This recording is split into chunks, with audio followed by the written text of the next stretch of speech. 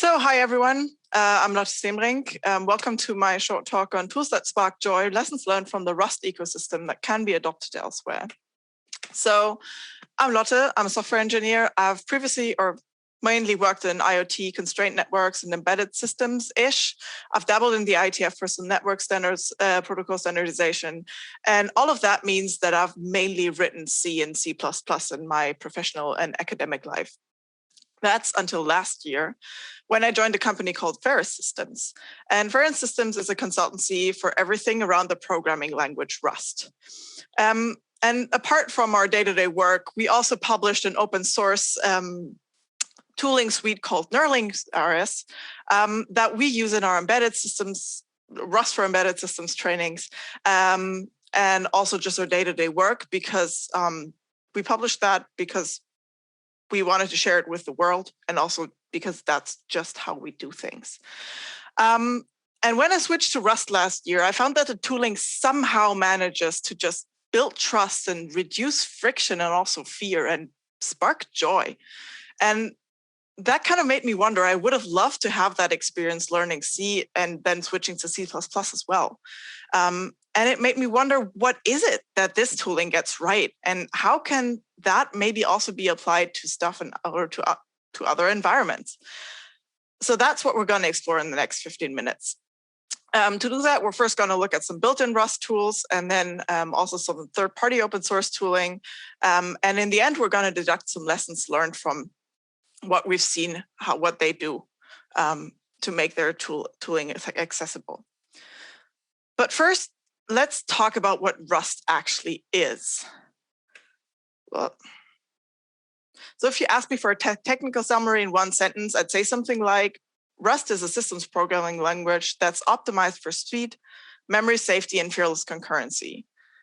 And that would be correct. But if you ask me why I've grown so excited about Rust, I'd say Rust is an empathic systems programming language that is determined to not let me shoot myself in the foot. And when I say Rust here, I don't just mean Rust, the programming language. I also mean Rust, the ecosystem. Because fearless concurrency and memory safety are language design features, but it's the tooling around them that make them actually accessible and usable, because they can get pretty complicated. And they do so by reducing friction and confusion and just generally being there to help you when you need them. Let me show you what I mean by that. So one of the first pieces of Rust tooling you'll probably encounter when you learn Rust is the compiler. Here you'll see some very basic code. So we have a variable called answer, and we initialize it, and then we do some stuff, and then we give it a value, and then we print it. Easy, right? Except this won't compile, because in Rust you have to mark variables that you're going to change over time as mutable, and we didn't do that. So the compiler will give us an error that looks like this. Now, that might seem like a lot at first, but that's the reason I rarely find myself on Stack Overflow these days, because I don't have to Google my error message to then have a human explain to me what it actually means. All the answers are already in the error message. Let's have a deeper look at what's happening here. So first, as I said, the error message is talking to me like I'm a person and not a compiler or a compiler developer. It's telling me what's going on. And then it's showing me what part of my code is the problem. And it points out to me what the critical part is, i.e. where I totally went wrong.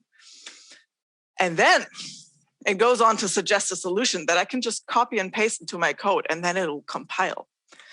It also kind of makes these error messages easier to skim once you've grown comfortable with their format, because it groups information by whitespace and indentation. So you kind of know what belongs together and what's what. And finally, it deletes noise. Now, that one is probably best exemplified by looking at what these error messages looked like in the past. So at the top, this is a screenshot from a blog post announcing that Rust is going to follow the example of a programming language called Elm, which has notoriously awesome error messages, and which is, in fact, also cited in the GCC user manual, which was revamped around 2019, I think. So if you're a GCC user, what I've just shown you may not be news to you, but maybe it still helps to know which puzzle pieces there are to apply the next time you write an error message, because most of us probably aren't compiler engineers, but a lot of us write error messages or interact with our users in some way. Now, remember when I said that the compiler is one of the first tools you'll encounter if you learn Rust? I was actually oversimplifying. Your first on-computer Rust project starts with the command cargo new. And that's because cargo is Rust's package manager and build system all in one. And that one kind of provides the scaffolding for most Rust tooling, including third-party Rust tooling. To illustrate that, let's look at the anatomy of a Rust project that we are creating with cargo new and its first test run. So that ties in with the last talk quite nicely. So what we're seeing here is we're typing cargo new and we're creating a library because that's a little bit more snazzy to show off. Now we're going into our newly created library and we're seeing that that's a Git repository. And we're seeing that it's containing a cargo.toml, which is kind of our makefile, and a librs, which contains our code. Now, if we look into our librs, we see that it already comes with a test. And maybe we want to execute that and see how it runs. And what we do is we just type cargo test. Ta-da! We just built and ran our first Rust application, or library in that case. Test for a Rust library. And while doing so, we not just had our first experience, we also learned the main workflow of running code and using tools in Rust, including third-party tools. And also each time stuff like this works consistently, it will build trust with us, especially for a newcomer, because it takes away one layer of error. So we can trust that we're holding the tool right or we're using it right. And it's really our code that's probably causing the error if we're seeing a confusing one. And the reason this also applies to third-party tooling is because they usually extend cargo. So let me show you my favorite cargo extension currently. What you're seeing here on the left side is my editor, and on the right side, my terminal. And what you're seeing in the editor is just like some logging stuff. And on the right side, we will be executing that actually on this little one, so on some embedded hardware.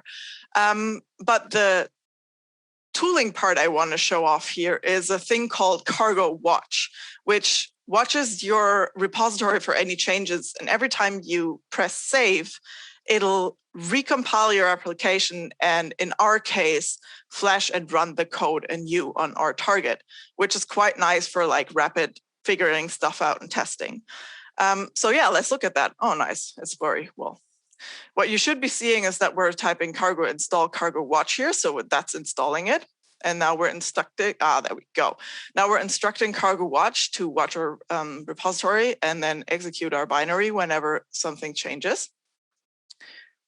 Yeah, so this is our first time flashing our code and running it. And we see like some nice colorful logging. Then we're changing some stuff and hitting save, and automatically stuff just gets rebuilt for us. And we won't run into accidentally debugging something that is like 3 versions ago because we forgot to flash our code. And when my colleague kind of mentioned this in passing during a pair programming session, my mind was blown because I was like, this is tooling that web developers get to have, but it seemed completely unattainable for me embedded. Like we just don't have that stuff. Except now we do, and we have this at our fingertips. So I know that there's language independent stuff like Enter that just lets you have this. But getting to just install it and use it removes so many barriers. And having stuff like this and also having it this seamless is a result of Rust providing a welcoming environment for people from different backgrounds, so language backgrounds, but also different walks of life, which also brought in different expectations of which things just shouldn't be that hard. And then they built the tools to match. And again, this experience is so seamless because we're adhering to what's already there. So to illustrate this, The flashing and running actually was done by a little third-party open source tool called ProRun, which is part of our knurling project, which is a drop-in replacement for the standard cargo run that you're executing when you're just running your Rust code on your host machine. And the entire installation process is shown in the bar above. So you need to recheck that you're compiling in enough debug info. Then you're swapping out the default cargo runner for ProRun, and then you're installing ProRun, and that's it. And that works because we've integrated with what's already there, but also because the existing infrastructure gives us the ability to kind of mix and match like that. So it's kind of a two-way street. And that seamless experience in turn makes it easy to do the right thing. Also, spoilers. So we know we should be writing tests, right? But especially in embedded, this can be sometimes pretty tedious because just getting your unit tests to compile can be a whole experience, and then setting up the CI, and then you still have to be able to just kind of test stuff off the cuff. Like all of that is extra friction again, and it starts draining you. But if we already have native built-in test infrastructure, and we can just flash and run code on our embedded device this easy, we can also build and use a library to run unit tests on our embedded device, right? Which is exactly what you did, and which is what my autoplay just spoiled. So we have these tests on the on the left side that test something that's obviously not equal. And when we click run test, it'll get executed on our embedded target device, and we get a neat little diff output of where we went wrong. And to quote Marge Simpson, I think that's just neat. But making the right thing to do easy is just the basis. We can build on that. We can make the right thing to do enticing. Because by doing that, we can make clever solutions that we've probably worked hard on and are pretty proud of, accessible to a wider audience and easier accessible. So what we've already seen in the past slides is kind of nice, convenient logging of non-trivial data. So what you're seeing is here, we're logging a struct here, and we're logging like 3 bytes of a U8. And it's all colorful and stuff like that, which is a feat in itself. But in this case, there's more to it. So maybe the embedded engineers in the audience will know that stuff like this typically comes at quite a high cost computation and memory wise, and can cause some pretty weird logging glitches if you log too much and your little device gets overwhelmed. Except in this case, it doesn't, because the logging framework we've been using is called dformat for deferred formatting, which is another drop-in open source tool from knurling, which moves the computational memory load from the microcontroller to the host. So when we're compiling our code, we're creating a little table of all the expensive strings that we want to log at some point, maybe. And then we were running the code on the target. The target will just send us the indices of the strings, as well as any runtime data. And then it's up to the host, which has like, I don't know how many cores, to cobble all of this together and display it quite nicely. And again, like this is not unusual in stuff like backend development, but it's awesome to get this out of the box in embedded. And 2-for-1s like these, where I get a nice thing and I get it for cheap. Having this at your fingertips, to me, sparks the kind of joy that saves time and keeps people going and motivated, which is at the end what we want for a working environment and also probably for our friends. So I didn't just come here to tell you about my shiny new toys, right? I promised you lessons learned that you can take home and apply regardless of the programming language you're using. So let me summarize what I've tried to tell you in the last 10 minutes. The first point I was trying to make is that presentation is key. And I really want to stress that this is not about making things pretty. It's about reducing cognitive load. The next point is putting your help where your audience needs it and not hiding it somewhere into the docs or having somebody else explain it to your user on Stack Overflow. Again, this is about reducing context switches. My favorite slide of this whole talk is this one. If you had to suffer through it, make sure nobody else has to. And that also means leading by example. So if you set a nice standard to live up to and copy from, that gives people a guidance. And it also will hopefully over time become well, that's just how we do things around here. Still good ideas. I guess some patent lawyers will not be happy about this, but generally still good ideas. And keep the happy path consistent. So integrate with what's already there, even if it's not your personal preference, so that users intuitively know what to do next, and there's less friction, and they can trust that the errors come from whatever they coded and not them holding the tool wrong. Again, less context switches, less intimidation. Make the right thing to do easy, and then make the right thing to do enticing. So that's it from me. You can reach me via email or on GitHub. If you want to check out the slides or some extra sources and materials that are after this slide, you can go to the tiny URL I've linked down below. And I'd also like to thank the people who have been working with Rust longer than I have, who agreed to be interviewed by me and chat to me about their tooling experience. Yeah.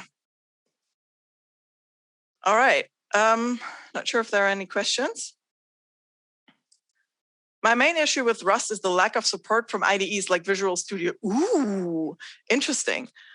Is there something happening on that side? I'm not quite sure, Alessandro, if you're familiar with Rust Analyzer, which is a whole huge talk in itself that didn't fit into this one, which is a Rust language server for Visual Studio, and that helps you a lot.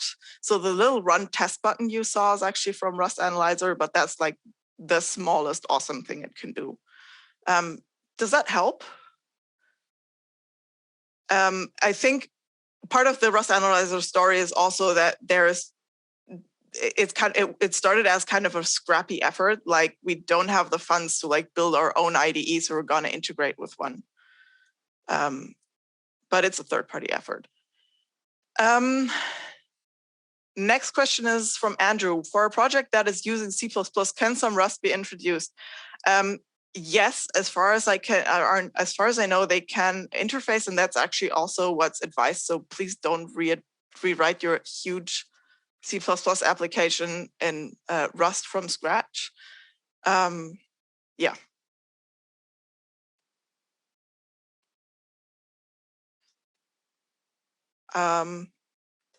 Not sure if there are any more questions. I need to. Richard. Oh, Jesus. What is Rust embedded library support like? Thinking, ooh, interesting. There's a lot happening there. My colleague Jorge can probably, question is pulled. Nee, it was thumbs up. There is some stuff happening there.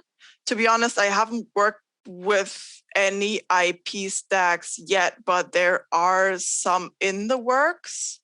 I'm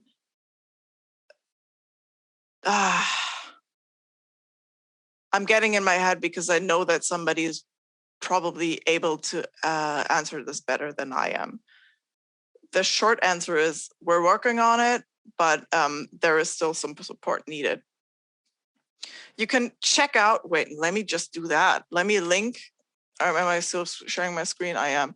You can check out the Rust Embedded Working Group that has a lot of comprehensive sources on where efforts are going and what's being ported and stuff like that. Oh yeah, can I just answer live? Question gone. Answer live, answer live. We all know what linker errors look like in C++. Is there anything similar in Rust, and what do they look like? You still get linker errors. I don't know why. Also, I have a colleague who will be able to tell you a lot about cursed linker errors, but I get them much less frequently. So I think it took a few months until I saw my first linker error. How hard is borrow checker learning? Ooh. That depends on where you're coming from. I feel like if you come from a C or C++ background, a lot of the times when the borrow checker tells you, please don't do that, you go, oh, yeah, right, I was about to shoot myself in the foot there. Thank you, borrow checker. You need to learn to listen to what the compiler is telling you. So that circles back to the error messages. A lot of the time, they're trying to tell you where you went wrong. There is some rethinking involved, though, sometimes. So you need to unlearn some strategies that you may have gotten accustomed to from C. Like I tried to pass everything by reference, and there's...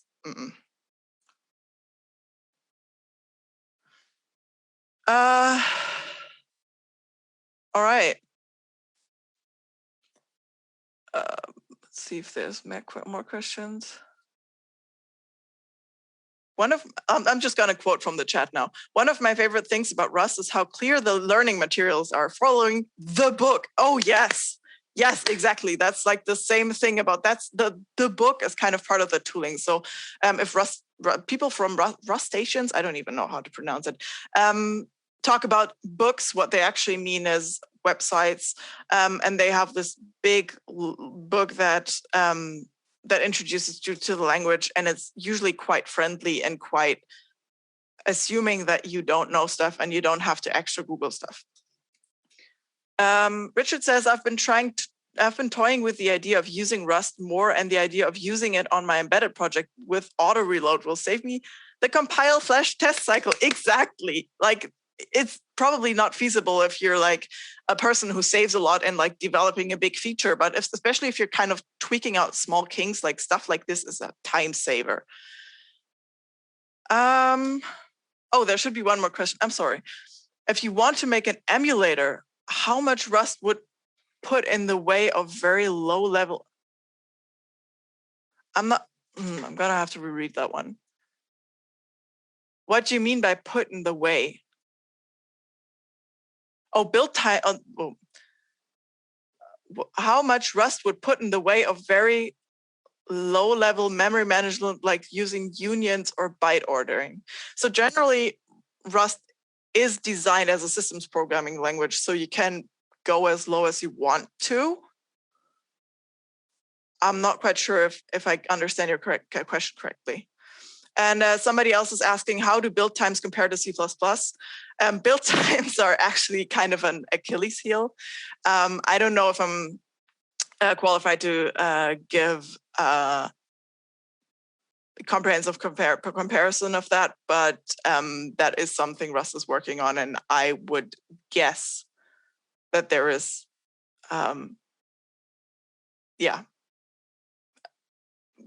it's working on it.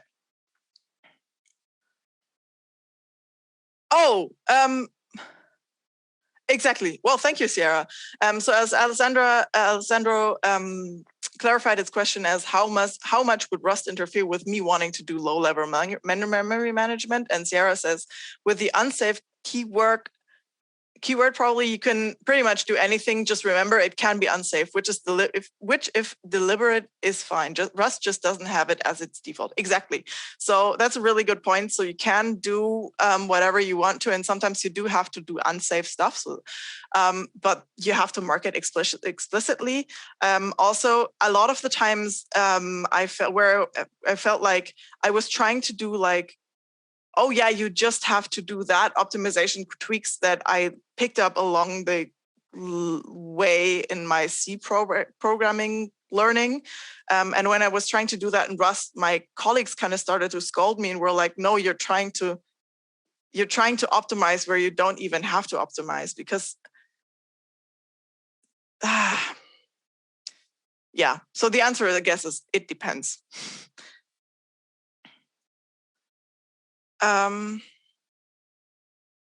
Yeah.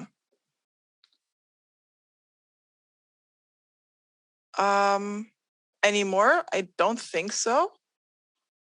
So thank you all for attending. And I think that's it.